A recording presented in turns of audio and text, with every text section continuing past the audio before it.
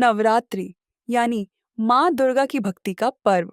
ये वो 9 दिन हैं जब हम सिर्फ माता रानी की पूजा नहीं करते, बल्कि अपने भीतर की बुराइयों से भी लड़ने का संकल्प लेते हैं।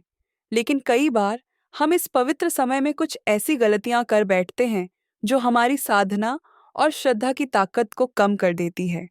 तो आइए जानते हैं इस बार नवरात्रि में हमें क्या करना चाहिए और किन चीजों से बचना चाहिए। सबसे पहले क्या करें? माँ के 9 रूपों की पूजा। हर दिन माता रानी के अलग अलग स्वरूप की पूजा कीजिए। शैलपुत्री से लेकर सिद्धिदात्री तक हर रूप हमें जीवन की नई सीख देता है। इससे हमारा मन और आत्मा दोनों पवित्र होते हैं। व्रत और संयम। व्रत का मतलब सिर्फ भूखे रहना नहीं है, ये हमें संयम और धैर्य सिखाता है। इसलिए भोजन हल्का और सात्विक रखें। फल, दूध और हरी सब्जियां खाएं। दान और सेवा। कहा गया है, नवरात्रि में एक रोटी दान करना 100 दीपक जलाने से बड़ा पुण्य देता है।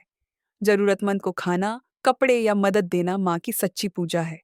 स्वच्छता और वातावरण। घर में और मन में दोनों में सफाई बहुत जरूरी है। एक साफ घर और साफ दिल, दोनों जगह माँ दुर्गा की ऊर्जा अपने आप आती है। भक्ति और ध्यान। नवरात्रि में सिर्फ पूजा ही नहीं, भजन, मंत्र और ध्यान भी कीजिए। ये आपके मन को नकारात्मकता से दूर करके शांति से भर देगा। अब जानिए क्या ना करें।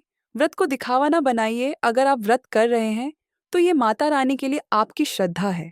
इसे सोशल मीडिया पर दिखावे का साधन मत बनाइए। झगड़ा और अपमान न करें।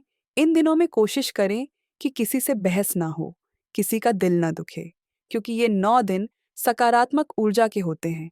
बुरा बोलने से ये ऊर्जा नष्ट हो जाती है। नशा और मांसाहार से दूर रहें। ये समय शुद्ध और सात्विक जीवन का है। इसलिए शराब, सिगरेट, मांसाहार या किसी भी नशे से पूरी तरह दूरी बनाएं। भोजन की बर्बादी न करें। कई लोग प्रसाद बनाते हैं लेकिन उसका आदर नहीं करते।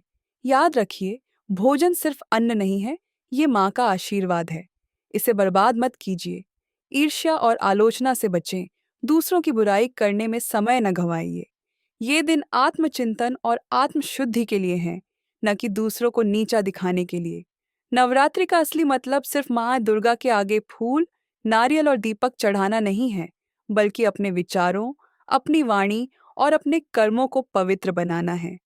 अगर इन 9 दिनों में आप किसी का दिल जीत पाए, किसी की मदद कर पाए, किसी को मुस्कुराने की वजह दे पाए, तो समझिए आपने सच्चे मायनों में नवरात्रि का व्रत निभाया है। जय माता दी।